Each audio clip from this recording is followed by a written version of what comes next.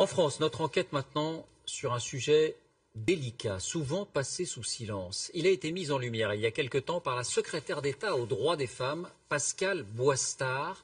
Il y a sur notre territoire des zones où les femmes ne sont pas acceptées, a-t-elle déclaré à nos confrères de Marianne. De quoi s'agit-il? D'une révolution discrète, se promener seule en jupe, prendre un café sur une terrasse. Aujourd'hui, des associations prennent le relais, elles alertent sur ces quartiers où les femmes deviennent indésirables dans l'espace public. Regardez l'enquête de Caroline Sins et Brice Bobby. Regardez ces images. Des terrasses de café, des rues. Elles ont un point commun. Les femmes semblent effacées. Dans certains quartiers populaires, les hommes occupent les lieux et les femmes subissent. Dans cette banlieue parisienne, nous suivons deux militantes de la Brigade des mères. Nadia Remadna et Aziza Saya se battent pour la liberté des femmes dans ces quartiers. Pour nous montrer la réaction des hommes, elles filment dans un bar en caméra cachée. Dès l'entrée, on leur demande pourquoi elles viennent. Madame, on cherche quelqu'un. Un monsieur? Dans ce bar, que des hommes, pas très accueillants. Le mieux, c'est d'attendre dehors. Pourquoi? Ici, il n'y a que des hommes. Bah, c'est pas grave, on vit dans un monde où il y a des hommes et des femmes. Ça vous dérange, vous? Moi, c'est pour vous. Non, pour moi. Là, Le patron du bar n'a pas envie de discuter. D'autres hommes sont choqués de voir ces femmes. je m'en fous, on va se faire discrète, petite dans un coin. Il n'y a que des mecs dans ce café. Et comment c'est normal qu'il n'y a que des mecs? Imagine que tu veux prendre un café avec une cousine, une amie, ta femme. Non? Normal. Elle reste chez elle. Ta cousine, elle reste chez elle. Ah bon?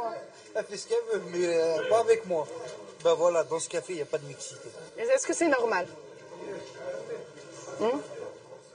La Sevran, elle n'est pas à Paris. Même à Sevran, c'est la France. C'est dans le 93. Et alors, le 80... Et alors? À Paris, c'est des mentalités différentes. C'est comme anglais. Aller dans un bar, ici, c'est braver un interdit pour une femme. Tu fais ça en Arabie Saoudite, tu dis ouais. Mais ça, on est en France. On est en train de dire, ah mais tu te rends compte, il y a des femmes quand même qui ont été dans un café. Pourquoi les hommes rejettent-ils les femmes?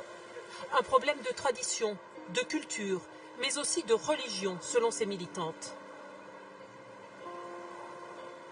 En 2005, quand il y a eu les révoltes des banlieues, on a appelé les grands frères pour calmer les jeunes. Et puis voilà, ce qui dit grand frère, ça veut dire on a exclu déjà la femme, on a exclu la mère, on n'a pas fait appel aux parents, ce qui aurait été plus légitime. En fin de compte, on a donné la place à ces hommes qui aujourd'hui, j'allais pas dominent, mais qui ont pris les quartiers, qui ont pris la place, quoi. L'islam, ils l'ont mixé. Pour moi, l'islam, c'est comme le code pénal maintenant. Et voilà, faut pas faire ça, ça c'est interdit, ça c'est interdit. Tout est interdit, alors qu'on est en France quand même. Et aujourd'hui, je pense que... Pendant l'interview, une voiture s'arrête. Voilà, on peut pas se dire que notre combat est légitime.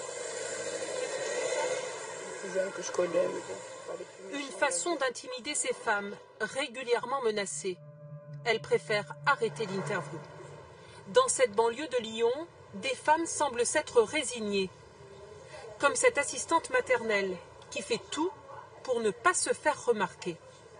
On met des vêtements sombres, des pantalons, pas de jupe, pas de maquillage déplacé, de rouge à lèvres rouge, c'est pas possible. Voilà. On s'efface, on essaie de s'effacer, d'être le plus discret possible. Pourquoi? Parce qu'on a peur, tout simplement. À Rieux-la-Pape, 20% de chômage, de nombreux commerces fermés. Les maîtres des lieux sont de jeunes hommes. Peu de femmes dans la rue et notre caméra n'est pas la bienvenue. Allez, on y va les filles, on va faire quelques commerces. Des femmes ont pourtant décidé de se battre. Régulièrement, elles organisent des marches. Habitantes du quartier, de tous bords politiques, elles veulent reprendre leur place, s'imposer. Comme dans ce café fréquenté uniquement par des hommes. On est cette notion de convivialité, oui. Voilà, oui. De convivialité, parce que c'est important dans une ville. Oui. Que ça se mélange, qu'il n'y ait pas un endroit où on passe comme ça. Il faut que tout le monde soit à l'aise, et puis aussi qu'ils amenez vos femmes, enfin. Embarrassées, Le patron se défend. J'accepte tous les clients. J'ai pas de problème avec les femmes, ni avec les hommes, ni avec tout le monde. Mais ici, aucune femme. La priorité de l'organisatrice des marches, c'est de convaincre les habitantes musulmanes de participer. Mais notre but, un petit peu, nous, de mélanger. Voilà, ce qu'on aimerait, c'est... Après, il y a les convictions religieuses qui font que la femme, elle peut pas trop se mélanger. Enfin, elle peut pas du tout, même il n'y a pas de mixité, en fait. Sous le regard des hommes du quartier, difficile de parler librement. En plus, on parle, ils sont pas contents parce qu'ils nous regardent de travers. Voyez-vous votre fille boire un café là? Certaines femmes ne comprennent pas l'intérêt de la démarche. Mais moi, je ressens pas le besoin, comme vous disiez, madame.